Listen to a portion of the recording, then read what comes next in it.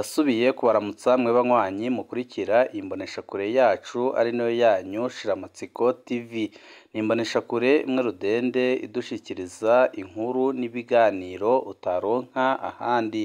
Uyu ni umwanya w'amakuru agezweko ari kuvugwa ngaha mu gihugu c'u Burundi, aho ino mboneshakure yacu ari nayo yanyu Shiramatsiko TV ibategurira amakuru ahambaye cane aba ari kuvugwa mu bisata bitandukanye, aho twibanda cane cane ku makuru aba ari kuvugwa ku gateka kazina muntu, aba ari kuvugwa mu butungane, aba ari kuvugwa mu cibano, aba ari kuvugwa ku mbuga ngurukana bumenyi, aba ari kuvugwa muri politike ndetse n'andi yose mutamenye mwaranyigejwe turatohoza amaze tukabashikiriza ido nido. Tubazaniye amakuru ahambaye cane kandi adahumuriza ari kuvugwa ngaha mu gihugu c'u Burundi, aho abarundi isinzi bamaze kurambirwa ubutegetsi bwa Perezida Evariste Ndayishimiye, bakavuga ko igisigaye ari ukujya mw'ibarabara bakabwamagana, kuko biboneka neza ko ari ubutegetsi buriko burahamba igihugu c'u Burundi.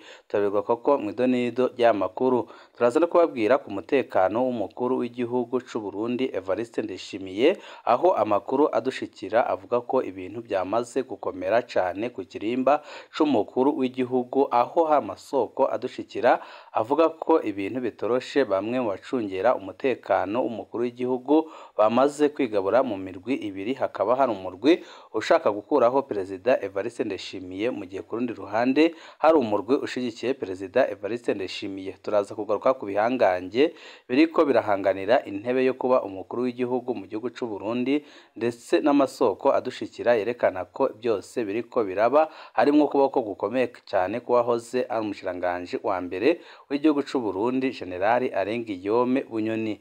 Ni byinshi twabateguriye tugira ngo tubashikirize, wecu busabwa nta cindi, niba ukunda amakuru n'ibiganiro tudahwema gucisha kuri no muyoboro wa YouTube Shiramatsiko TV, ukaba utarabyonda kuri sabone, akandika ko keza ko gupyondaho kugira ngo ko dushizeho amakuru n'ibiganiro bene nk'ibi ujye uba uwa mbere mu bushikirwa nabyo.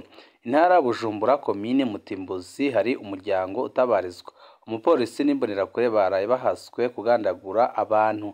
Aho ni ku mutumba Kirekura, aho bita kuri 14 muri zone Muramvya. Abo ni abana baraye bakubiswe bikomeye n'umupolisi wo ku kirindiro caho kuri 14 afatikanije n'imbonerakure babasanze mu rugo mw'ijoro ryakeye kw'igenekerezo rya 6 ukwezi kw'Icyenda 2024. Neza na neza hari igihe cy'isaha 4 z'ijoro n'iminota 50. Abo bana bari mu rugo bonyine, ababyeyi babo nabo bari kwivuna akanyota mu bunywero buri hafi yaho baba. Nk'uko amakuru twatohoje abivuga, muri ayo masaha abana bo barateye ubuye rigwa hanze yaho baba. Wonyine haciye haza imbonerakure izwi ku izina rya Tuyisenge, ica ibaza abo bana impamvu bariko batera amabuye. Bidatevye ya mbonerakure yaciye itangura gukubita abo bana. Iyo mbonerakure yaciye ihamagara umupolisi akorera ku kirindiro caho kuri TR14. Wa mupolisi yaje atazambaye n'inkoho y'akazi, aca ashika yinjira mu nzu asanzaza ibintu byose byari mu nzu. Bafatikanije na ya mbonerakure baciye bakubita abo bana batagira gitabara, babakubita umubiri wose n'ibikoni byo mu mutwe. Abana barakomye induru baratabaza. Aba banyi baciye babahamagara ababyeyi babo bana aho bari kwivuna akanyota, baca baza bariruka kuraba ibishikiye abana babo. Serugo yitwa Ndayishimiye Redempteur yashitse abaza uwo mupolisi impamvu ariko amukubitira abana buyoka. Umupolisi yaciye asokorora imbugita bita boyenete ayicumise wa mugabo Serugo aramuhusha. Umupolisi aca afata inkoho kugira amurase. Serugo nawe aca asimbira kuri wa mupolisi barwanira inkoho kugira ntamurase. Bagumye bagwanira ya nkoho gushika aho Serugo anesha umupolisi, arashobora kumwakaka ya nkoho yo sharijeri ya ya nkoho. umupolisi abonye aneshejwe yaciye ahamagara bagenzi we ababwira ko uwo serugo yariko ashaka kumwaka inkoho, aca ababwira ko na sharijeri yayo yayimwatse. Serugo yababwiye ko yirwaniye kugira uwo mupolisi ntabicire mu rugo bose kuko yari yamaze kwitegura agira arase. Sharije yaciye ayisubizwa uwo mupolisi. Ikibabaje n'umuryango wose waciye urukwaga gupfungirwa mu gasho ka zone Marambya. Bagiriza Serugo ko yashatse kwaka inkoho umupolisi. Ibyo abanyagihugu barabyamiriza kure bakavuga ko rwose biteye isoni kandi bibabaje. Abanyagihugu baratabariza umuryango basaba ko abo bapfunzwe barekurwa, ahubwo abahoteye abo bana bagahanwa bikomeye kuko bahaswe kubagandagura. Imana irakinga. Basaba kandi ko abo bakubise abo bana babavuza kuko naho bano bana bari kuba bateye iryo buye batari gusinzikarizwa ubuzima gushika aho bakakwa kugandagurwa. Abanyagihugu kandi barasaba inzego z'igipolisi kubaza impamvu umupolisi ashobora guhamagarwa n'imbonerakure akava ku kirindiro akaja gukubita abana mu rugo rw'umuntu mw'ijoro atanikosa rigaragara bakoze. Ibi abatari bake bakaba babyamirira kure bakavuga ko bibabaje kandi biteye isoni. Benshi bagahera bavuga ko iyi leta ya Perezida Evariste Ndayishimiye ikwiye guhagarirwa byihuse kuko ni leta iriko irakora amakosa atagira izina kandi bikaboneka ko byose biriko birakorwa inzego zirorera. Akaba ariho benshi bavuga ko ibintu byari bikwiye kuva mu nzira bagasezerera ubutegetsi bwa CNDD-FDD. Tuve kuri iyo nkuru y'akababaro, amakuru yacu tabananize ku makuru ari kuvugwa aho abarundi baba muri Zambia bababajwe n'ibivugwa ku ngabire y'imfungurwa Perezida Ndayishimiye aherutse guha ico gihugu. Hano umushikiranganji Jacques Mwimbu ajerwe intwaro yo hagati mu gihugu wa Zambia yariko yiyamiriza abashingamateka bavuga ko Uburundi bwabahaye uburozi. Agira ati twarumvise umwe muri twebwe yubahutse kubaza ko birya bifungurwa ari bizima. Nyakubahwa mukuru w'inama nshingamateka, washobora kwibaza ko Uburundi bwari kuduha imfungurwa zirimwo uburozi? Washobora kwibaza ko abarundi bakeneye kutwica ku nyungu iyihe? Ni gute mushobora kubahuka gutuka umuntu yaje gufasha abanyagihugu banyu bishwe n'inzara? Nibara kubona dutuka umunyacubahiro yaje hano akatubwira ijambo afise intumbero yo gukomeza ubucuti hagati ya Zambia n'Uburundi. Aho muri Zambia hasanzwe hari ikibazo c'abantu bagiye mu bitaro inyuma yo gufungura ibigori bivugwa ko byarimwo uburozi. Haravugwa imbwa nyinshi ziherutse gupfa zigaburiwe imfungurwa zirimwo ibigori byavuye hanze.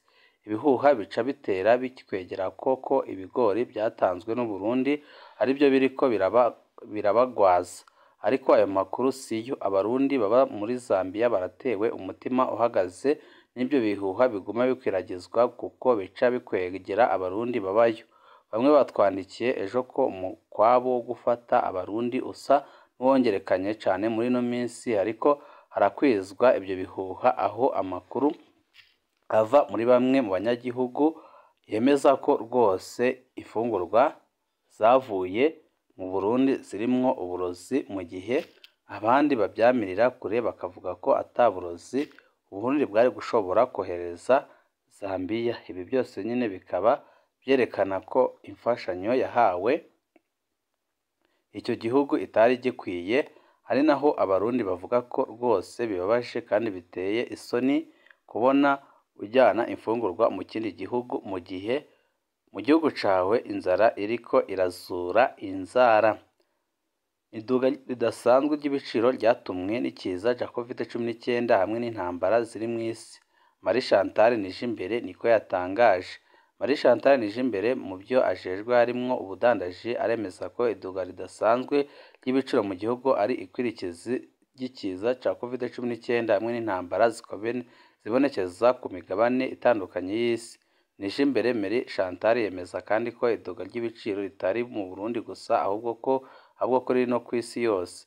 Ibi yaraye abishikirije ku munsi w'ejo mu nama nshingamateka mu gihe yari umutumire. inama nshingamateka yarakoranye ku munsi w'ejo igenekerezo rya 6 Nyakanga 2024 irongowe n'icegera ca mbere c'umukuru w'inama nshingamateka Sabine Ntakarutimana, aho bariko bihweza raporo yakozwe ku itunganywa ry'amafaranga mu bushikiranganji bw'ubudandaji, amahinguriro, kunguruza abantu n'ibintu hamwe n'ingenzi. Hakaba harakwikiye ibibazo bitandukanye y'abashingamateka babajije umushikiranganji Marie Chantal Nijimbere mu byo ajejwe harimwo ubudandaji. Yishuye ku kibazo c'umushingamateka igituma hibonekeza iduga ry'ibiciro ridasanzwe. Umushikiranganji Marie Chantal Nijimbere yamenyesheje ko iduga ry'ibiciro ririko ribonekeza mu gihugu ari inkurikizi z'ikiza ca COVID-19 hamwe n'intambara ziri kwibonekeza ku migabane itandukanye y'isi n'ibitumye bibonekeza ihungabana ry'ubutunzi. Ikindi umushikiranganji avuga nuko iryo duga ridasanzwe ry'ibiciro ritari mu Burundi gusa ahubwo riri ku isi yose. Naho biruko umushikiranganji aremeza ko leta y'u Burundi iriko irakora utwigoro twose dushoboka kugira ishire ingufu mu bisata bishobora kuramira Uburundi nk'ubutare hamwe n'uburimyi, kugira Uburundi buronke ibyo bushobora hanze maze amafaranga y'agaciro ashobore kwinjira mu gihugu. Izi nyishu z'umushikiranganji ziragoye kwemera kuko nta muntu n'umwe atazi ko Burundi buriko buraca mu bihe bidasanzwe by'ubutunzi byatewe n'ibura ry'ibitoro hamwe n'amafaranga mvamakungu byatumye ibiciro by'ibyankenerwa mu gihugu biduga ku rugero rukomeye cane. Akaba ariho abarundi isinzi bahera bavuga ko ubutegetsi bwa Ndayishimiye bwari bukwiye gusezererwa.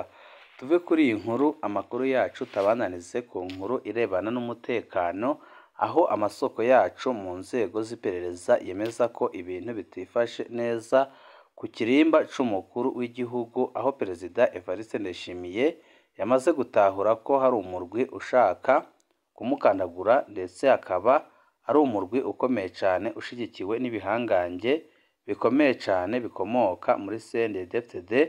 Amakuru adusumira akemeza ko harimwo uwahoze ari umushikiranganji wa mbere Generali Guillaume Bunyoni ariwe uri kubigiramwo imbaraga zikomeye cane, naho apfunzwe hakazamo uwamusubiriye ariwe Gervais Ndirakobuca, ndetse n'umunyamabanga mukuru w'umugambi uri ku butegetsi Reverien Ndikuriyo, ndetse n'igihangange mu gisirikare Prime Niyongabo. Ayo akaba ari amakuru ari kudushikirwa kandi yizewe avuga ko Ndayishimiye amerewe nabi cane, kandi ko umwanya uwo ari wose abarundi bashobora kumva ikintu kibaye kandi gikomeye, kuko bamwe mu bajenerali bakwambaye cane bari mu gihugu c'u Burundi batanguye guhungisha imiryango yabo bayijyana hanze y'igihugu, kuko bazi ko mu minsi iri imbere ibintu byaba bigiye gukomera cane.